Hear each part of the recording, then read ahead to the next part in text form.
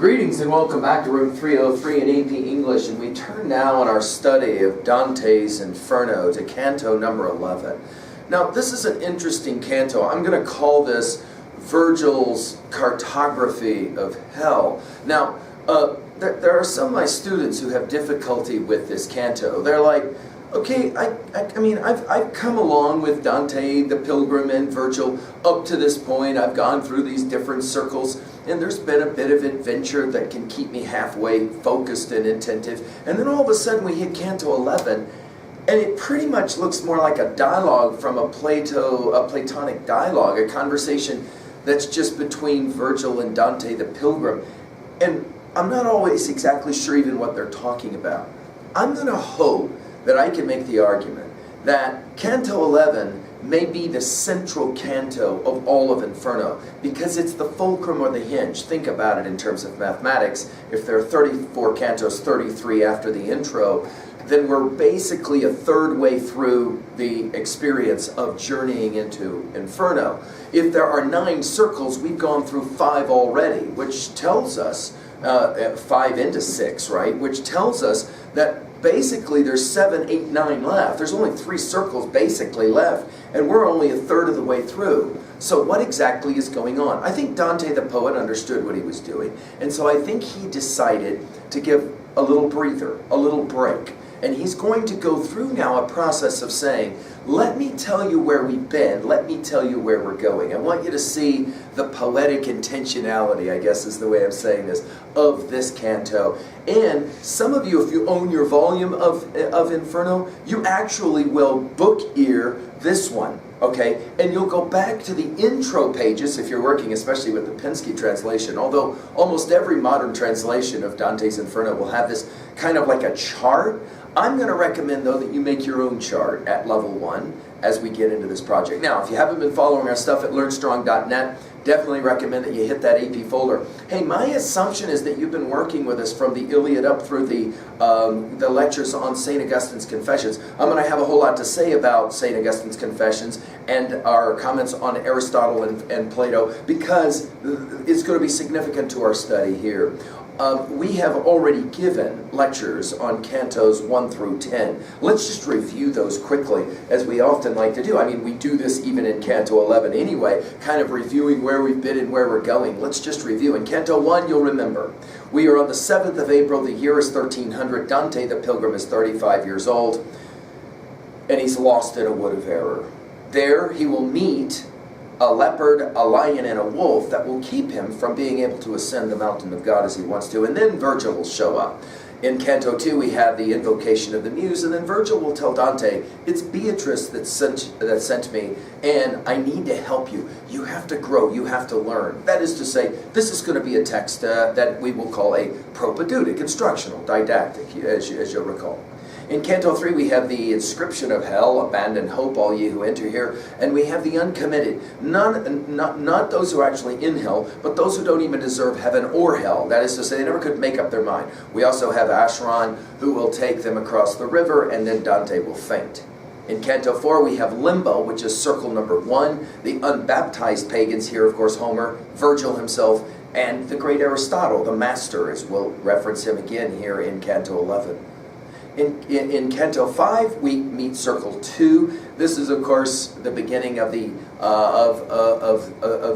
sinners that are in hell because they couldn't control themselves. I mean, that's a good way to say it. Incontinence is kind of a strange word. You can't control. So you want to do something, so you do it. The first of those is, of course, the jacked lovers. We have Dido, but more importantly, we have Francesca and Paolo. They couldn't keep themselves from wanting to have sex, right? So they committed adultery. Francesca's husband jacked them both. Now, for that, Francesca's husband's going to end up in a deeper part of hell because he's a murderer, right? But nonetheless, they're dead.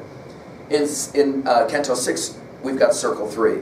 Here, people who cannot control themselves when it comes not to sex, but to cuisine, to eating, right? These are the gluttons. And we meet Chaco, whose name kind of means hog or hog-like. And he gives, though, an interesting prophecy of Florence, and as well talks about the final day of judgment. Remember that Canto 6, in all 3 of the canticles of Divine Comedy are very political in their orientation. In Canto 7, we have Circle 4. Now, if we couldn't control ourselves, I'm trying to give you a schemata to help you. If you couldn't control yourself with sex and you couldn't control yourself with food, then the next one here is you can't control yourself in regards to money.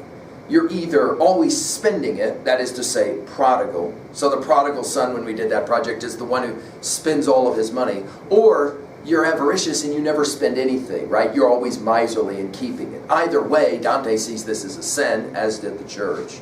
And for that purposes, they're pushing around these huge boulders and they never can communicate.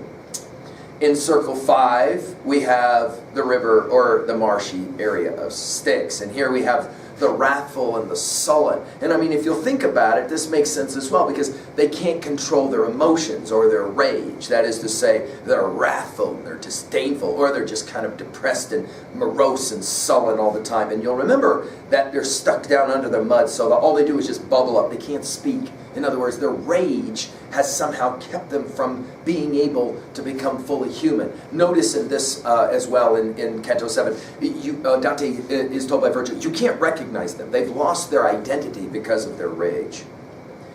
In Canto 8, we then will meet Philogis, who will take them across the river Styx. Felipe Argento will reach up and try to do nasties with Dante the Pilgrim, and he will for the first time really show a certain level of disdain towards the people who are in hell.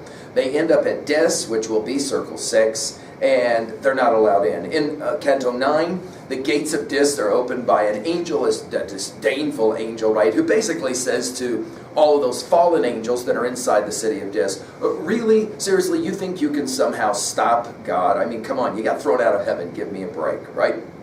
They enter the Circle 6, which is the heretics. Now, the heretics will be a form of inconstancy and as well a form of violence. So they sit right in between. I mean, if you'll think about it, it makes total sense.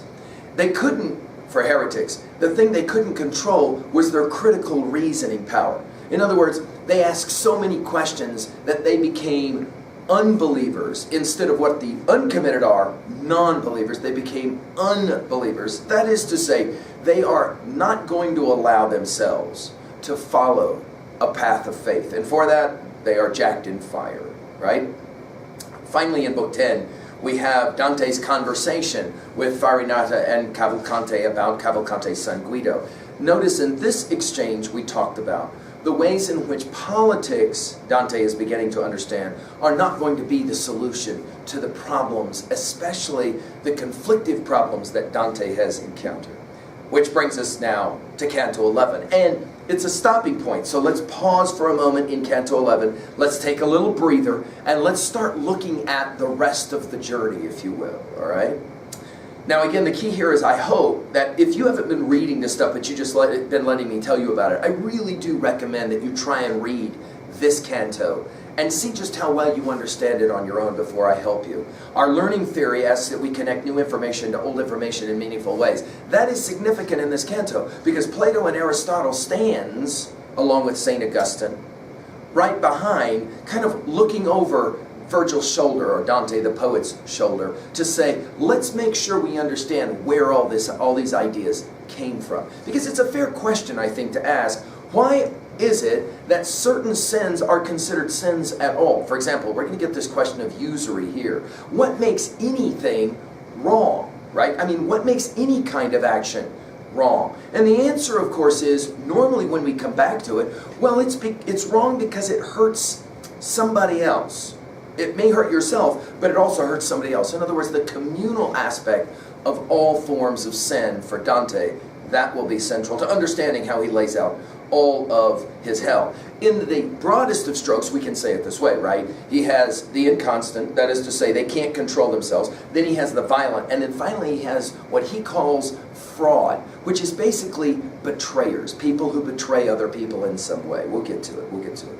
Now, our three levels of reading, of course, provide us with these three questions. Level 1, what does the text say? Level 2, what does the text mean? At 2A, themes, messages. At 2B, we're working with symbolism and irony, and as well we're asking about Dante as poet, as politician, and as philosopher. We're going to see all three of these very important in this canto, but most importantly, Dante as philosopher, right? This is probably the most philosophic of all the cantos. Because we've read Plato, and we've done Republic, and we've done Apology, you'll see in Canto 11 a little mini dialogue, a little mini Platonic dialogue. And in the same ways that we said about our study of Republic, there are moments when Glaucon's response is like, for you guys, you've said, well, seriously, I mean, come on, these are like set up arguments, and Glaucon goes, gee, Socrates, you're so amazing, I can't believe that's such an amazing answer. And you go, it's really not that amazing of an answer. And we said in the early books of Republic that Plato, the writer, poet, can I call him, is setting you up to want to ask that question about,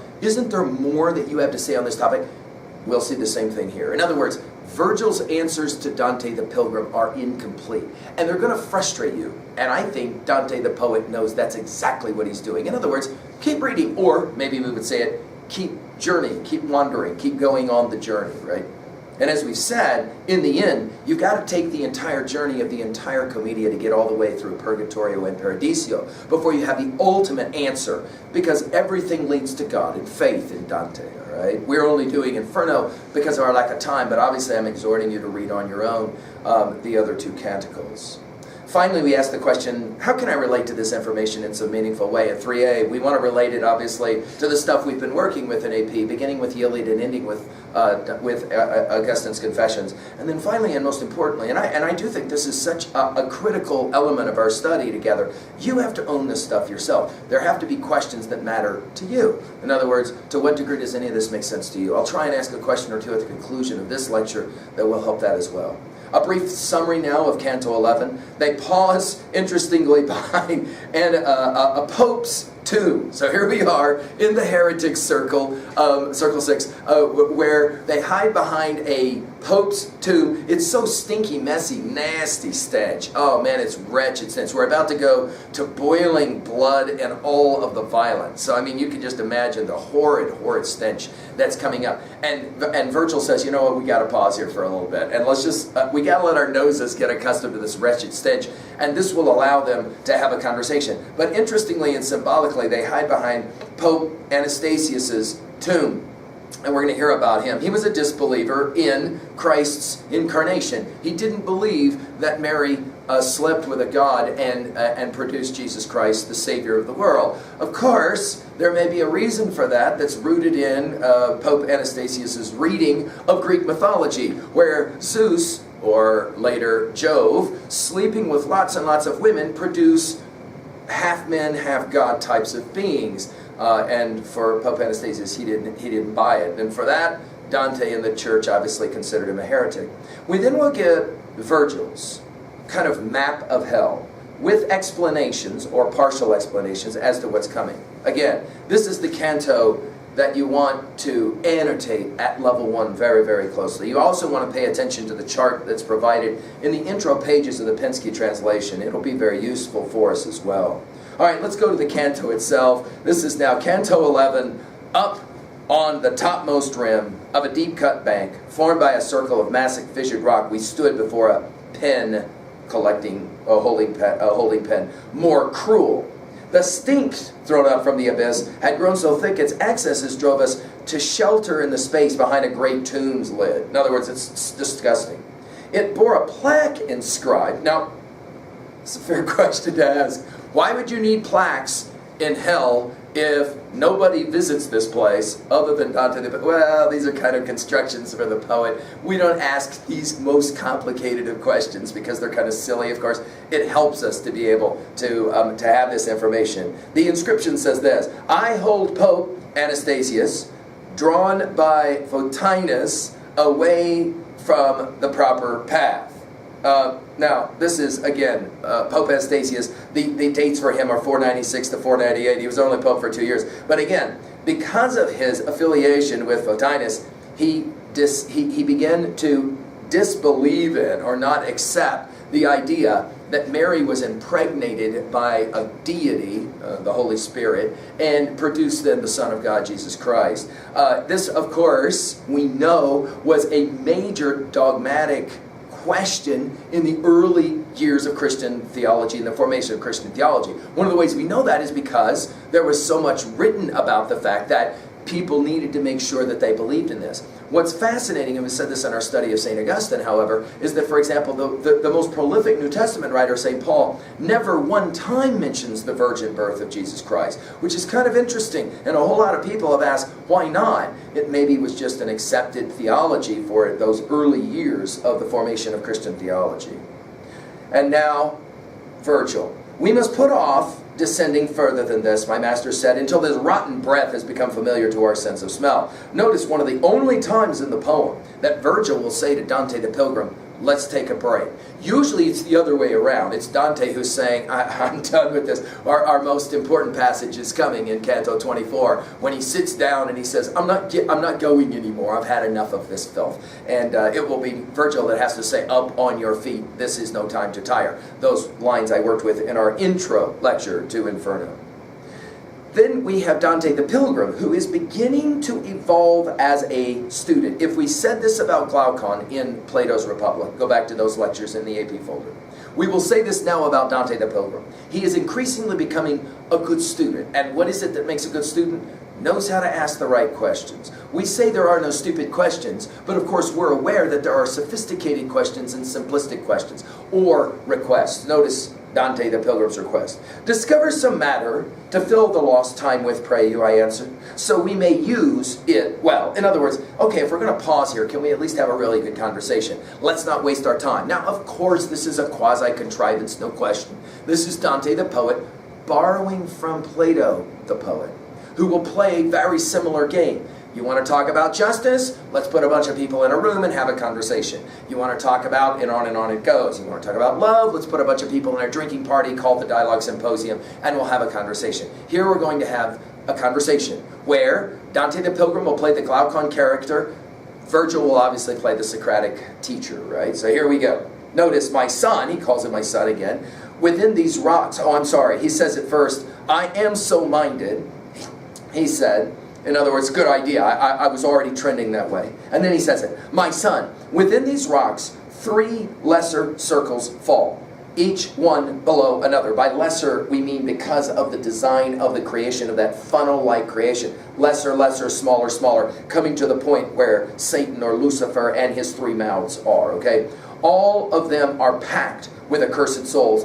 In order that hereafter the sight alone may be sufficient, you will hear what rules determine how and why they are constrained. Let's say 2 things really quickly. 1, first, he says, I want you to understand that hell is a constructed place of intentionality. In other words, this isn't random. There's no random project going on here. Deity has constructed this in love, but remember earlier in Canto 3, it's about justice. Okay? Number 2, he says, we have already come through a certain place. We are now going to another place. If you're in your notes, and I hope you are right now, let's just review one more time your construction of hell to this point. First, just to remind, outside of hell, anti-hell, sometimes called the uncommitted. Then we have limbo, circle 1. Then we have 2, 3, 4, 5, which are the circles of the incontinent. At 2, lustful. At 3, gluttonous. At 4, spenders, hoarders. At 5, the wrathful and the sullen. Remember, about each one of those circles we would say they couldn't control themselves. The lustful couldn't control their desire for sex. The gluttonous couldn't control their desire for cuisine. The spenders and the hoarders couldn't control their desire or their lack of desire for money. And in circle 5, the wrathful and the sullen couldn't control their emotions and their rage. Then, circle 6, that is to say, the heretics, who kind of sit at a pivotal place. They couldn't control their reason and their rationale. They couldn't understand the importance of faith. And they're a whole lot like what's coming, the violent. In other words, they are violent towards others. And this is what makes the heretics so dangerous. Go back to the line about Pope Anastasius. Notice that Virgil, Dante the poet, makes a point that he was drawn by Photinus. By the way, this is not Plotinus, this is Photinus, a teacher of rhetoric, of skeptical theology, away from the proper path. In other words, wandering away. That notion of what sin actually means etymologically, we said, is a missing of the mark or a wandering away. Here we've got the same game being played. Now, what will happen next, and let's just put this in our notes, it will maybe help you as a schemata, is that we're going to get then the 3 rounds of circle 7, the violent. We're going to have first violent against other people, then violent against self, we call that suicide, then violent against God, and that breaks up into 3 more. Violent against God in the form of blasphemy, violence against nature, that is to say sexual violence. We're going to have a thing about sodomy. In other words, homosexuality and homosexuals following Christian teaching is going to put these people in hell. Again, we said this about our comments on Islam. We'll say this over and over again, that as we pick up this poem as postmodern readers, we kind of have a tendency to look at it and go, are you serious with me? But this is the text, and we want to make sure we know the text before we begin to critique the text. Remember what we said. We are the stories we tell, the stories we retell, the stories we accept, and we're the stories we reject. Of course, before we reject a story, we have to know the story, and of course, that's where we are. Finally, we have those who are going to be violent against art, and in this case, we're talking now usury, and we'll come back to that one. Finally, in Circle 8, we've got fraud, and we've got 10 pouches, and then in Circle 9, we have betrayal, which is another kind of fraud, a worse kind of fraud, and there will be Satan himself. So to go back to it at line 21, he says, the end, in line 20, he says, determine how, and you're going to hear what rules determine how and why they're constrained. And then line 21, the end of every wickedness that feels heaven's hatred is injustice. Go back to it. This is a significant moment. In other words, everything is driven by the understanding of what is justice, okay? And each end of this kind, whether by force or fraud, violence or fraud, afflicts some other person. That is central, write it down. What makes the sins of lower hell, lesser was the word, but lower hell, deeper hell, is that they have greater influence and effect on larger numbers of people. Write that down. That's why the uncommitted sit way at the very top, because their indecision basically affects nobody but themselves. But down in the bottom, the betrayers, like Brutus, for example, or Judas, affects everyone. It has ripple effects. Now we're going to talk about the irony of the fact that, Brutus kills Julius Caesar, but it's in that assassination.